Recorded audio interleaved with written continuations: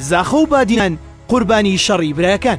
تەنیا بە 3 بروسکەی سەرکردایەتی 110 کەس شەهید بوون و 160 کەسیشیان بریندار بوون. لێزان لە کتێبی سیوانەدا دەڵێت هەموو ساڵێک و لە ساڵیادی کارەساتی زاخۆدا دەستگاکانی ڕاگەیاندن فرمێسکی تیمساحی بۆ خەڵکی بادینان دەڕێژن و باز لە کارەساتی زاخۆ دەکەن و وا نیشانی خەڵکی دەدەن کە دەستیان لەو کارەساتەدا نەبووە.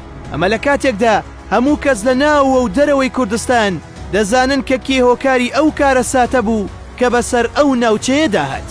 لە ساڵی 1995دا بەهۆی ناکۆکی نێوان لایەنە سیاسیەکان بە تایبەتیش یەکێتی و پارتی چەندین چالاکی بۆ تێکدانی ئارامی ناوچەکانی یەکتری ئەنجام درا. زۆربەی زۆری چالاکیەکانیش بە بروسکە لە سەرکردایەتیەکانەوە پێشمەرگە ئاگادار دەکرایەوە کە دەبێت چی بکات. لە 13 ساڵی 1995 لەلایەن سەرکردایەتی یەکێتیەوە بۆ مەڵبەندی بادینان بروسکەیەک دەنێردرێت کە تێیدا هاتووە کە دەبێت وەزعی زاخۆ ئاڵۆز بکرێت و هەندێک عەمەلیاتی عەسکەری تێدا بکرێت.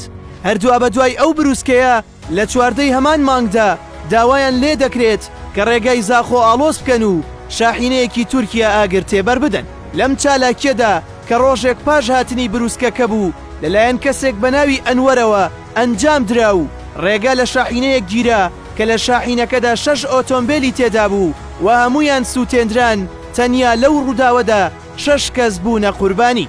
بە دوای ئەو ڕووداوە لە 27 دوای ساڵی 1995 بەرازیلیەک لەنێو شاری زاخۆ تەقیەوە و بۆ هۆی کوژران و برینداربوونی سەدان هاوڵاتی. هەردووە بە دوای ئەو ڕووداوە دەست بەسەر ئۆتۆمبیلێکدا گیرا کە 770 کیلۆگرام تەقەمەنی تێدا چێندرا بوو کە ئەگەر بتەقێندرایەتەوە کارەساتێکی گەورەی دەخوڵقاند. بەواتایەکی تر لە ئەنجامی ئەم بروسکانەی مەکتەبی سیاسی 110 کەس لە خەڵکی بادینان شەهید بوون و پتر لە 160 کەسیش بریندار بوون.